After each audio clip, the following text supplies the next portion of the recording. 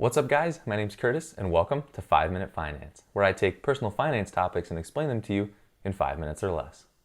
I wasn't originally going to make this video, but I thought it would be a great idea to show you guys a real life example of something I did to improve my personal finance situation.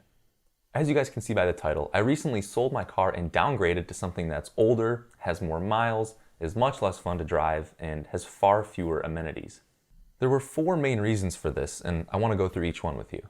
Reason number 1 is, like a lot of people in this country, back in April I started working from home permanently. Since I was no longer driving to and from work every day, I started to realize that my car was just sitting in my driveway 99.9% of the time. The more I thought about it, the more I realized that I basically just had a giant paperweight sitting in my driveway worth thousands of dollars. It became a lot less worth it for me to have a fun car since I was rarely using it. Reason number 2 is that I really wanted to practice what I preach. On this channel, I always talk about buying good used cars in cash instead of going out and buying brand new cars that you can't afford with a loan payment you can barely make. And although when I bought my car it was used and I did pay 100% cash for it, I still felt like there was a lot of money tied up in what is typically a depreciating asset. So I came to the conclusion that not only was downgrading in vehicle the right thing to do for my personal finance situation, I could also use it as a lesson on this channel to show you guys the importance of putting your money into appreciating assets as opposed to things that almost always go down in value.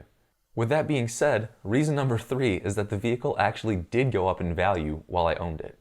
I purchased the car for $13,000 cash, and roughly 16 months and 20,000 miles later, I was actually able to sell it for just over $13,400. Yes, I did have to pay for things like insurance, gas, oil change, and other maintenance throughout the time I owned it, so I didn't actually make money by owning this vehicle. But at the end of the day, vehicles almost never go up in value as they get older and as they accumulate more mileage, so I thought it was a great time to sell while this car did still hold pretty good value. And truly, I never expect this to happen again. Anytime I purchase a vehicle, I always purchase it knowing that it's going to go down in value over time. I just got really lucky this time around. Lastly, I still needed a car, so I bought an older used car with more miles for $4,850 out the door from a used car lot. So the 4th reason is I was able to pocket over $8,500 by simply downgrading my car slightly. And I'll be making a video about it soon, but I was actually able to use that money as part of my down payment on my first piece of investment real estate. I don't know about you guys, but I'd much rather have an income producing asset in the form of a rental property as opposed to a slightly more fun to drive car.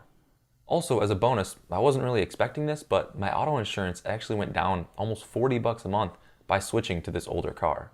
So that's even more money in my pocket every single month that I can use to invest going forward. If you guys have made it this far into the video, I wanted to go over 2 lessons I learned throughout the process of downgrading my vehicle. Lesson number 1 is hedonic adaptation is real and unavoidable. What I mean by this is, as humans, we always tend to normalize around some baseline level of happiness. Sure, I was overjoyed when I bought that car originally, and when I sold it, I was a little bit sad to see it go.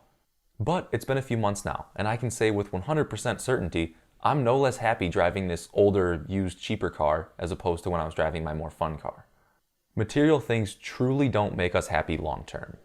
Lesson number 2 is, you can't sit around and aim all day. At some point, you need to just pull the trigger. I knew for months that the smart thing for me to do would be to sell my car, buy something cheaper, and invest the difference. But I sat around waiting because I just wasn't sure. I kept second guessing myself. One day, I forced myself to vacuum out my car completely and take pictures of it to use for online ads for selling it. That simple task of just posting my car online really got the ball rolling. And without that one small step, I never would have sold my car, I never would have bought something cheaper, and I wouldn't be in the process of buying my first rental property right now. Don't let analysis paralysis prevent you from reaching your goals. I hope this one example encourages you guys to go out and, even if it's something small, go make a positive change in your financial situation. As always, if you guys enjoyed the video, it would really help me out if you gave it a thumbs up. If you're new around here and are interested in more personal finance videos in the future, consider subscribing and hitting that notification bell.